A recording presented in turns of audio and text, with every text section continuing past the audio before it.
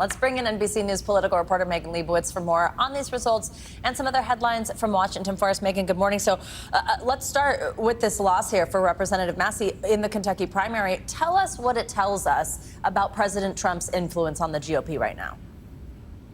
Hey guys, good morning. Yeah, this is just the latest example of President Trump using his political power in order to oust one of his Republican critics. So in the lead up to this race, President Trump had repeatedly been bashing Massey on social media and urging his supporters to go out and to vote for Gal Ryan, who had been handpicked by President Trump to primary Massey.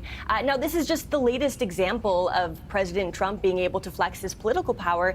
Just days ago, we saw Senator Bill Cassidy lose his primary just a couple of days ago when President Trump had urged his supporters to go out and to back his challenger. Earlier this month as well, we saw a group of Republican state legislators in Indiana also lose their seats after President Trump had again urged his supporters to oust those lawmakers after they had not fallen in line with the president's demands to push forward redistricting efforts in that state. So, long story short here, this is really showing that the president has still a pretty strong grip on the president, on the party in terms of the direction that the party goes in the future. But remember, guys, the primaries are just one piece of the puzzle here. And now moving forward, all of these candidates are still going to have to go forward and face off against their Democratic rivals this November. Yeah, we have another big headline, too, from yesterday. This is Texas. President Trump endorsed the Attorney General there, Ken Paxton, over the incumbent Republican Senator John Cornyn. That's ahead of their runoff, which is next week. What was the president's rationale? How is Cornyn responding to this?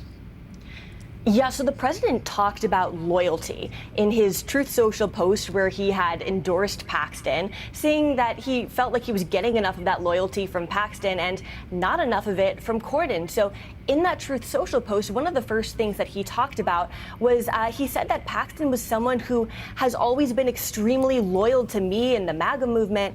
And he also said that Cornyn's a good man, but that the longtime senator was not supportive of me when the times were tough. And you can see that Cornyn had responded to President Trump endorsing his rival, touting his work with President Trump, and also framing himself as the person who is best equipped to then take on the Democrat this November. He wrote that it is now time for Texas Republican voters to decide if they want a strong nominee to help our GOP candidates down ballot and defeat Tallarico in November, or a weak nominee who jeopardizes everything we care about. Now, looking forward, that runoff takes place next Tuesday, and whoever wins it is going to have to go up against Democrat James Tallarico.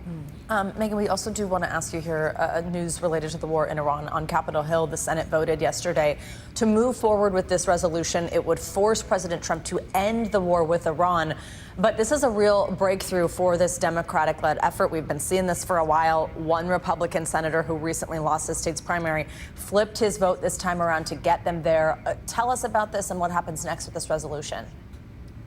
Yeah, so this vote was really interesting because it was the first time that Senator Bill Cassidy had supported that measure. Remember, just days ago, he lost his primary after President Trump had urged supporters to back his opponent.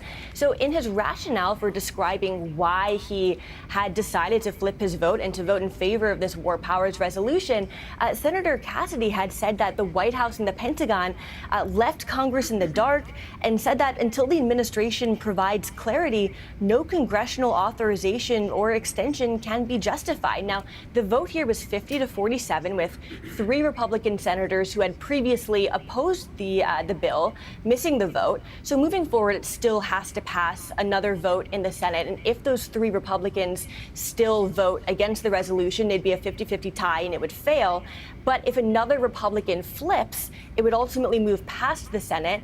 Even if it does move past the Senate, it would still face hurdles. It would still have to pass the Republican-controlled House, and it would ultimately likely face a veto from President Trump, guys. All right, Megan, thanks so much.